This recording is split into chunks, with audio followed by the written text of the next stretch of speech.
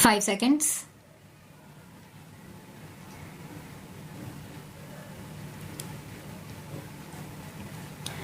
Mr. Deputy Chairman, I am happy to be able to speak in this House once again.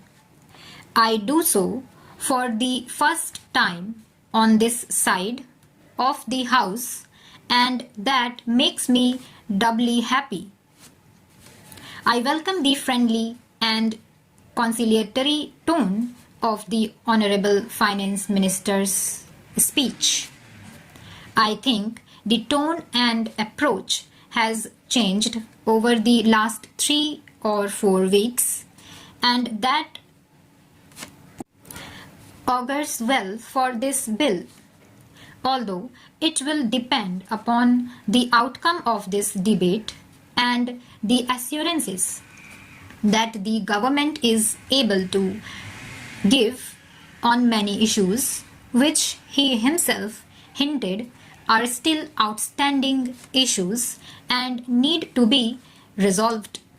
If I may say, in the lighter vein, between 2011-14, I did virtually what was called traveling between my Prime Minister, the leader of the opposition in the Lok Sabha, the leader of the opposition in Rajya Sabha, and the Empowered Council of State Finance Ministers.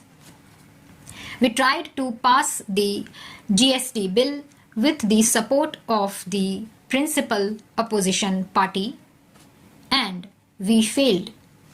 In the last 18 months, the government tried to pass it without the support of the principal opposition party, and I am glad that you have also failed. Today, if we pass the bill, which I hope you will, after we listen to your speech, it will be on the basis of serious discussions, serious negotiations, and serious debate. It is far too important legislation to be passed on a partition basis.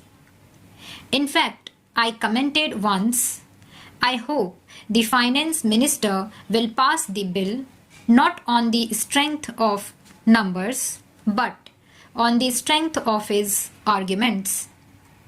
Sir, I am glad that the Finance Minister has acknowledged that it was the UPA government which first officially announced the government's intention to bring about the GST. On the 28th February 2005, it was announced in the Lok Sabha. In the course of the budget speech, I quote, "In the medium to long term, it is my goal that the entire production and distribution chain should be covered by a national VAT or even better a goods and services tax encompassing both the center and the states. It has, of course, taken us 11 years to arrive at this point.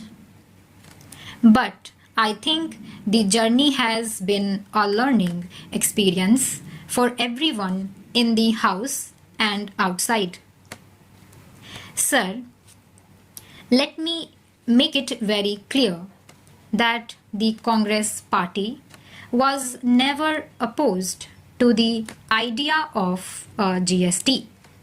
In fact, I believe about an hour ago, the Finance Minister said so much in an interview to a television channel, and I thank him for making that acknowledgement.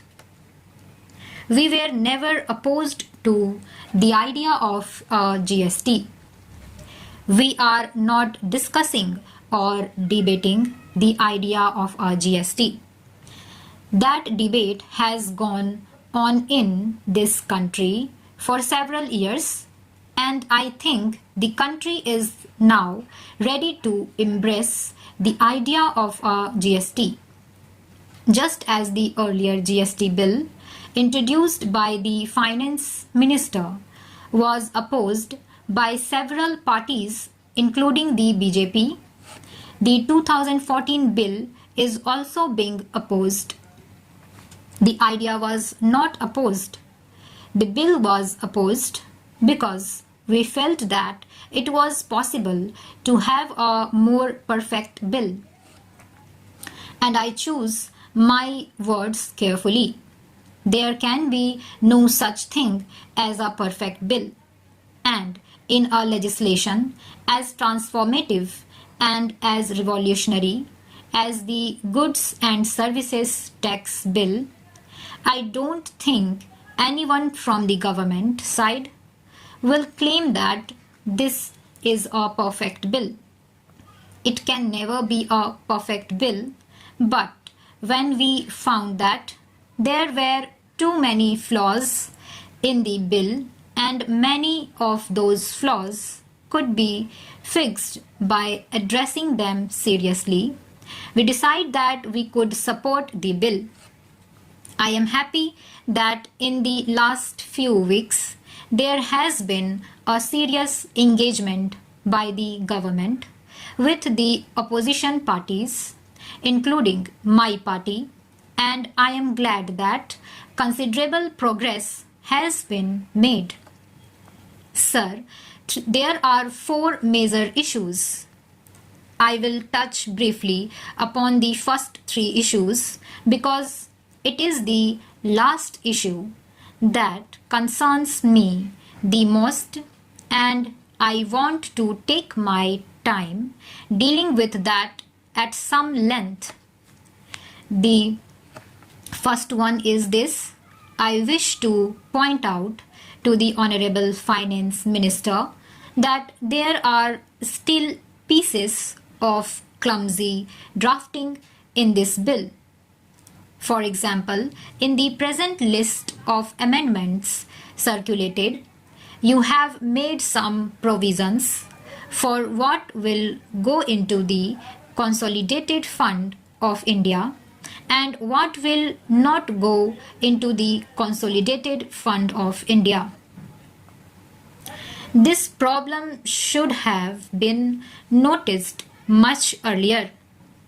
It should have come in the draft bill, but it has come today in the form of an amendment, and while I will not take too much time explaining what I have in mind, if the Honorable Finance Minister reads it more carefully, he will find pieces of clumsy drafting.